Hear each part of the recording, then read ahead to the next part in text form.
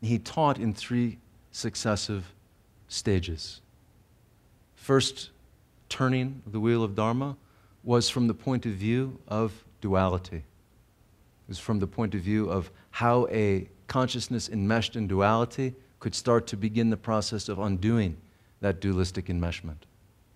The second turning built on the first turning, and it taught that all of the characteristics of the world that we see as real out there, as well as the world, the experience of a self that we perceive in here, are all empty of intrinsic nature. He taught the second turning from the point of view of a consciousness that was almost completely liberated, almost completely free of confusion. He taught what it was like from that perspective. In the third turning, the last turning of the wheel of Dharma, he taught from the perspective of what remains after you've seen this empty nature. Once you've seen that self and world are empty of intrinsic nature, then what remains? So this is very briefly. The first turning teachings were taught in Sarnath, right near present-day Varanasi. It said that the Buddha sort of wandered aimlessly from his meditation seat, found himself hundreds of miles away, and he encountered 5 of his yogic companions. And they kind of had rejected him because he gave up his asceticism. And it said that as soon as the Buddha walked in to the space where they were practicing, that they immediately saw something.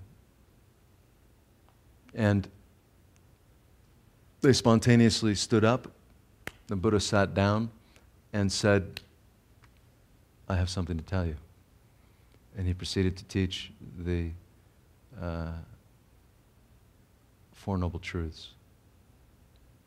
The truth of suffering, the truth of the origin of suffering, the truth of the cessation of suffering, and the truth of the path.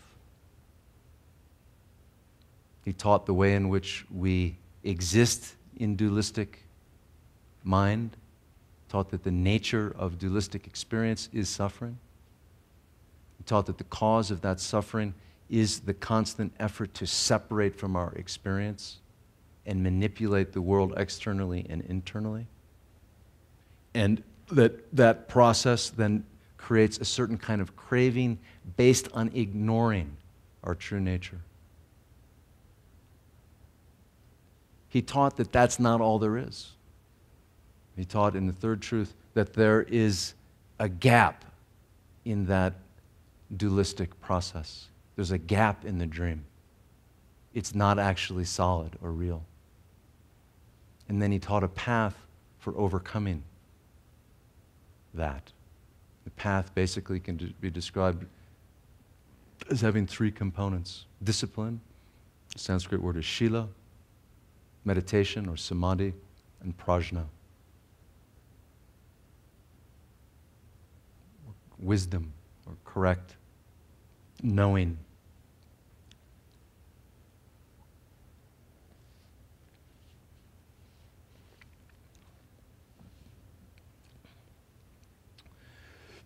Typically, this threefold designation is described as the Eightfold Noble Path. Right view and right intention comprise the element of prajna. The element of discipline is right speech, right livelihood, right action. The element of samadhi or meditation is right effort, right concentration or focus, and then right absorption. So the Buddha taught suffering, its causes, taught there's a way out, there's a gap in this process, and he taught a way to make that gap wider and wider and wider.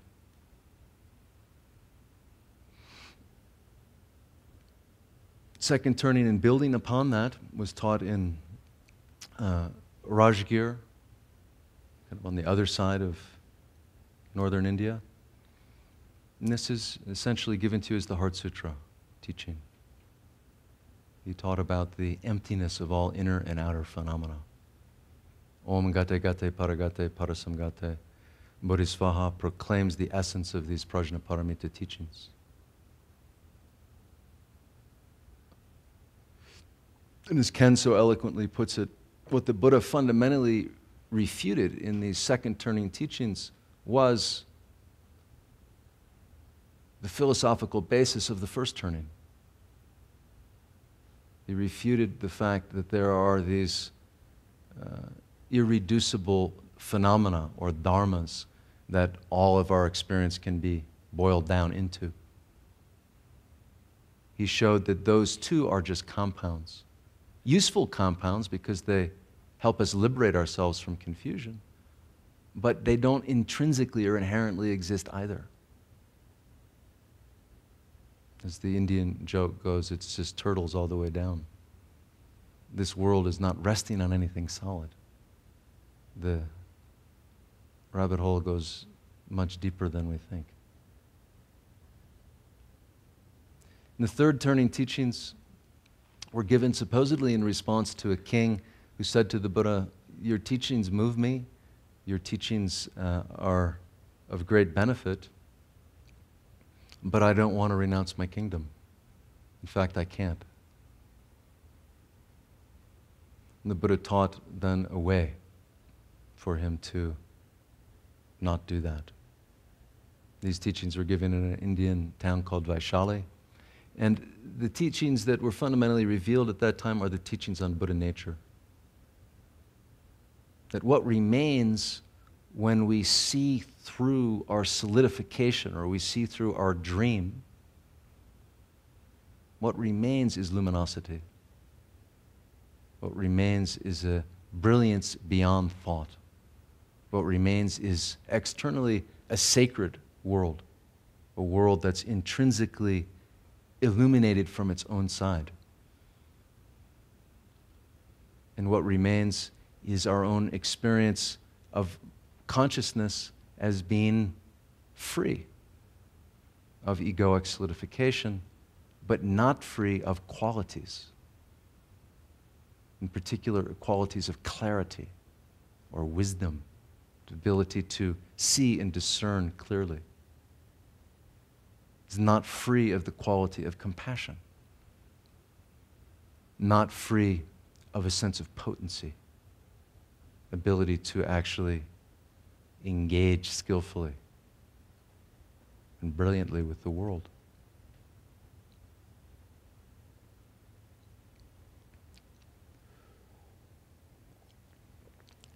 The relationship between the second and third turnings really is the foundation of the Mahayana, what we call the Mahayana view and practice, and as well as the Vajrayana. The world is empty of our preconceptions. That's the fundamental essence of the second turning teaching. The world is empty of our concepts. The world, how we are with each other, is, when we really look closely according to the Buddhist teachings, empty of our conceptualization of it. But it's not a dead emptiness. It's a living, alive, luminous, brilliant space that starts to reveal itself as we go through the difficult and painful process of stepping out of our dream. As we step out of our rigid conceptual dream, then it's said that the Buddha nature starts to dawn. As we soften from our contracted dream, nightmare of reality, then it's said, the world reveals itself as intrinsically sacred without our having to make it that way. Our mind reveals itself as intrinsically potent, luminous, naturally responsive.